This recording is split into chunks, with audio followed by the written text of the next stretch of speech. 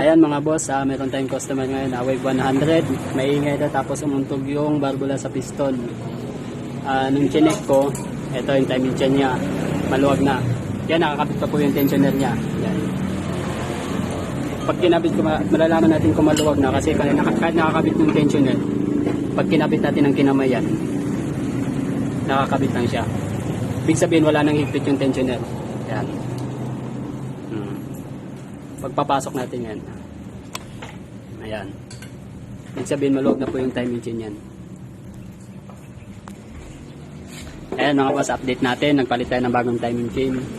Ngayon, tuturo ko sa inyo kung anong palatandaan na yung timing chain mo okay o hindi pagbago. Huwag natin tanggalin yung tensioner.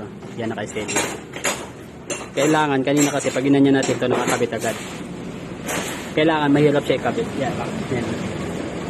Hawakan mo pre.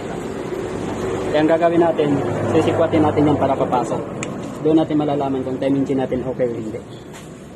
Yan. Makikita mo dito.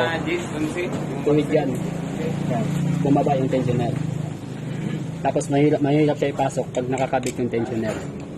Pero kanina kasi ang nangyayari, kahit nakakabit yung tensioner, yung ginagano lang natin ng kamay, pumapasok na. Ito hindi. Yan, ulitin natin. Nakakabit yung tensioner. Pag kinabit natin siya dito, hindi makakabit yung kinakamay lang. Kailangan sikwatan natin yan.